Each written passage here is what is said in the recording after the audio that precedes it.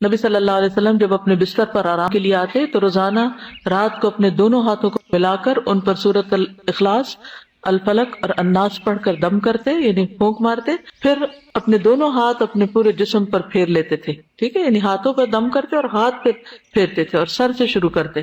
پہلے اپنے سر پر اور چہرے پر پھیرتے، اس کے بعد اپنے جسم پر جہاں تک آپ کا ہاتھ پہنچتا پھیر لیتے، اور یہ فعل آپ 3 مرتبہ کرتے تھے. ایک اور حدیث سے معلوم ہوتا ہے کہ نبی صلی اللہ علیہ وسلم اگر بیمار ہوتے تو حضرت عائشہ معوذتین پڑھ کر آپ کے ہاتھوں پر پھونک کر آپ کے جسم پر پھیر دیتی. اس سے یہ پتہ چلتا ہے کہ بیماری میں بھی یہ عمل جاری رہتا تھا. اب جیسے چھوٹے بچے ہوتے ہیں وہ خود نہیں پڑھ سکتے تو آپ خود اپنے اوپر بھی پھیر لیں اور ان کے اوپر بھی ہاتھ پھیر دیں. اب یہ کہ ہاتھوں پر دم کر کے وہ پھونک جب ماری جاتی ہے تو لازماً اس میں کچھ اثرات آتے ہوں گے، اسی لیے پھر وہ جسم پر پھیرنے کے لیے کہا گیا.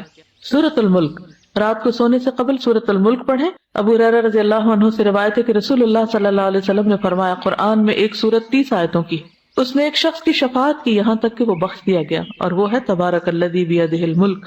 ایک اور روایت کے مطابق یہ عذاب قبر سے رکاوٹ ہے. ابو ہریرہ کہتے ہیں، بے شک اللہ کی کتاب میں ایک سورت ہے جو 30 آیات پر مشتمل ہے، وہ ایک شخص کی شفاعت کروائے گی، پھر اسے آگ سے نکلوا لے گی اور جنت میں داخل کروا دے گی، یعنی سورۃ الملک.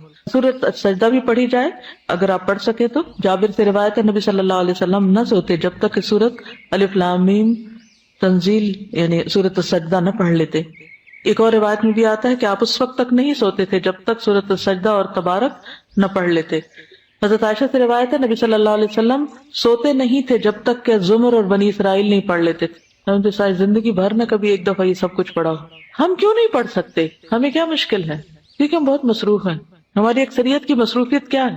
ہمیں تو سونے کا ٹائم نہیں ملتا، تو سوتے سوتے دیر کر دیتے، پھر اس وقت ہم صورتیں پڑھنے بیٹھ جائیں تو آدھی رات یوں گزر جائے گی. پھر کچھ اور مصنون دعائیں بھی ہیں جو رات کو بستر پر آ کر پڑھنی چاہیے. ایک تو وہی اللہم قنی عذابک یوم تبعث عبادک، پھر اللہم بسمک اموت واحیا، اور پھر الحمدللہ الذی اطعمنا وسقانا وکفانا وآوانا فکم ممن لا کافی لہ ولا مؤوی. حضرت انس کہتے ہیں کہ حضور صلی اللہ علیہ وسلم بستر پر جا کر یہ دعا پڑھا کرتے تھے. ایک اور روایت میں زہیر النماری کہتے ہیں کہ آپ یہ پڑھتے تھے، اللہم اغفر لی ذنبی واخسأ شیطانی وفک رہانی وثقل میزانی وجعلنی فی الندی الاعلی.